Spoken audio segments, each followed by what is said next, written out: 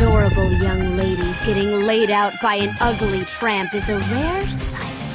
Who the hell are you? Snappy Snap! Another villain! Wait, is she a dominatrix? An angry goth geezer one way, a dark dominatrix the other. We're screwed. Bye-bye, life. Why did you transform, Plutia? Oh, yeah. I forgot about her. Where'd she go? Did she run away without us? That's cool. I don't hate her for that. Live happily for me, my darling. Huh? Welcome back, everyone. We are back once again with another review. Today we are looking at Hyperdimension Neptunia Victory for the PS3, which you can get for roughly around $49.99, depending on where you shop, give or take. And this time we are stepping back into a genre that we personally love, which is RPGs, mainly JRPG. And this one is, well, not really an RPG, which we will get to in a moment.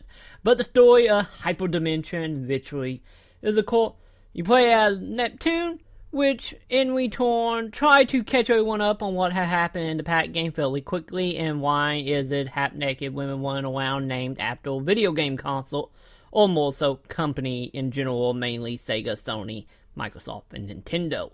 So, the story pretty much pick up as a random woman who is trying to stop the system, pretty much known as goddesses in the universe, from ruling, and in return she gets some powerful magic shoved down her throat, literally, and in return send Neptunia back to the 80s, pretty much. Well, Nintendo is the king of all, and the random enemies of that time would be the Seven Sages, which is mainly made up of a whole bunch of PC Engine, Commodore 64, and all the other random other consoles and PCs of the time period. And of course it's up to you to pretty much deal with them and try to figure out how to get back home in your own dimension. So, like we said earlier, this is an RPG, but one little issue about this being an RPG, you don't play an RPG that much.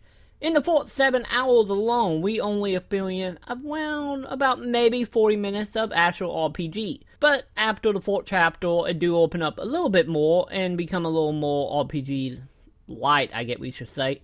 But the main part of the game is going to be in the random communication and cutscenes here. All the cutscenes are usually done with a 2D artwork. It looked good, but at the same time, I'm a little confused if this is actual 2D art or 3D model looking 3D. I'm not totally for sure here.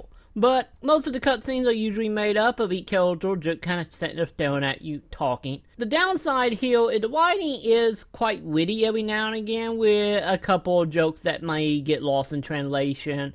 That is more poking fun at the Japanese side of the video game industry of the time period. But when it actually is quite witty when it come across, that is.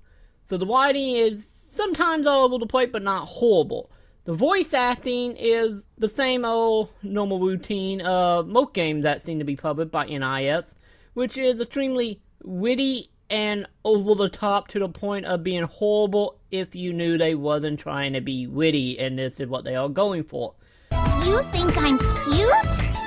Oh my, yes. Cute and cuddly. You got good eyes, girly. However, I am not a rat. You may call me Pirachu. Pirachu? That's not a cute name at all. What'd you say? I don't know. Mr. Rat? I said Pirachu. Why are you staring at me? So, the voice acting is extremely irritating but cute, and at the same time kind of charming.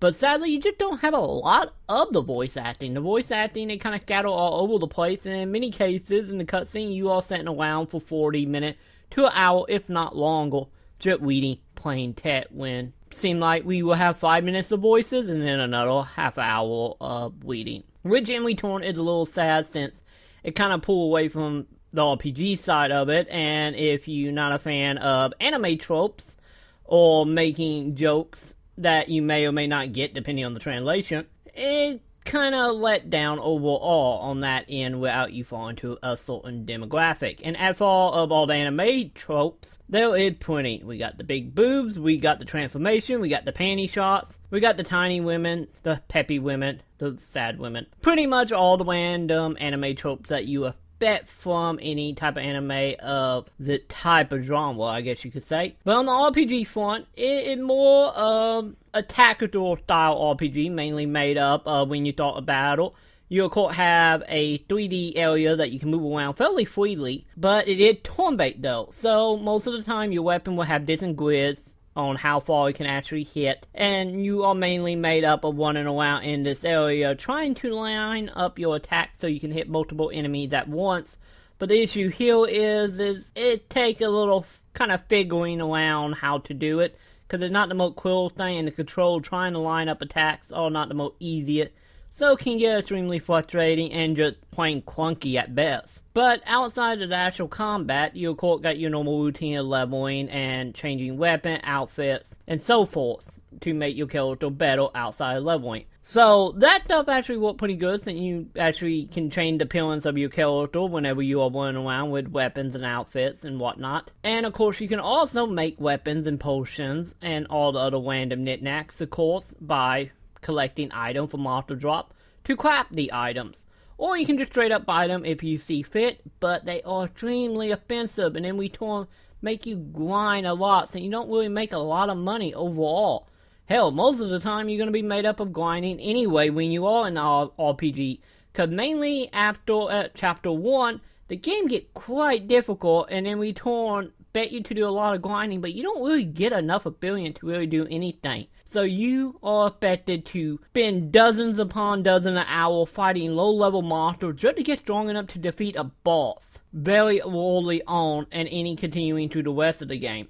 And then the level itself, like, repeating a lot of the time. So you might see one level, and you might have to go back there a half a dozen times to do random activities, which is mainly made up of effect quest if you look at the side missions you can do, which is mainly kill 5 enemies, get 5 items, and repeat over and over again. Which in return kinda make it just kind of literally a grind. It's not fun, it's interesting at first, but slowly will drive you insane, and outstay is welcome any quicker. But what is interesting about the actual combat is how you actually set up your attacks. Of course, every attack you can do multiple. You are mainly setting up combos for what you're gonna do. Pretty much attack 1, 2, and 3. Each one is tied to a different button, which you can in return set to. So you can do punch lightning, or punch heal lightning, and so on. So you actually setting up your combo to do attack, which is intriguing, and I thought seemed fun and in-depth, and like I said, just sadly it just kind of muddle all over it as it go along. So pretty much the whole game itself kind of just muddy and just not all that fun. The writing, like I said, when it actually hit the high mark, it is extremely funny, but sadly everything else is just kind of bland and just leave you kind of wanting more. Overall, we give Hyperdimension Victory a 2 out of 5. If you think such a minor victory will make me flinch, you will regret underestimating me. Like a bitch in heat. Control your more primal urges, you dog.